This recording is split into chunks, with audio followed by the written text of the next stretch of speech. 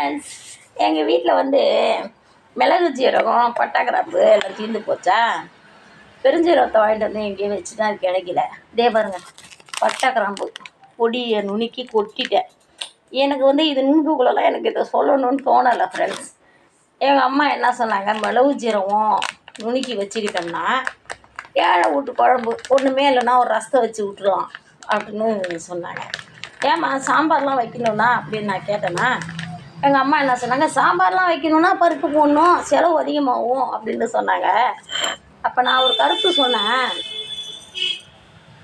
சாம்பார் வந்து பருப்பு வந்து ரேஷன் கடையில் 35 ரூபான்னு கிலோ வாங்குகிறோம்.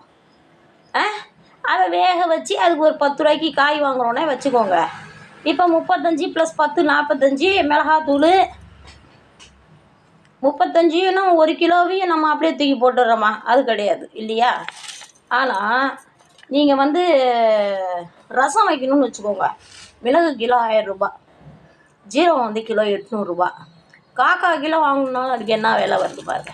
பெருங்காயம் என்ன விலை வருது, பூண்டு என்ன விலை விற்றுச்சு, 600 ரூபா விற்றுச்சு. இன்றைக்கி தான் 120க்கு வந்துருக்குது இல்லையா? இப்போ சொல்லுங்கள், ரசம் விலை கூடையா, ரசத்துக்குரிய மூலப்பொருள் விலை கூடையா, சாம்பாருக்குரிய மூலப்பொருள் விலை கூடையா? சொல்லுங்கள் நீங்கள்.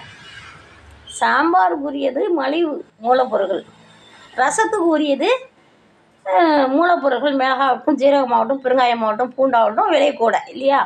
அப்போ ஏழையின் குழம்பு ரசம்னு நம்ம எப்படி சொல்ல முடியும்? சொல்லுங்கள் ஃப்ரெண்ட்ஸ் நீங்கள். எங்கள் அம்மா சொல்கிறாங்க, ஏழை வீட்டில் ஒரு தக்காளி பழம் இருந்தால் ஒரு ரசத்தை வச்சு விட்டுடுவாங்க, ஒரு புளியை கரைச்சி. அப்படின்னா மிளகு ஜீரகம் போடாமல் நம்ம வந்து ரசம் வைக்க முடியுமா? அப்போ அது எப்படி ஏழை வீட்டு குழம்பு ஆகும் சொல்லுங்கள்? பணக்காரன் வீட்டு குழம்பு அப்படின்னு சொல்லலையா?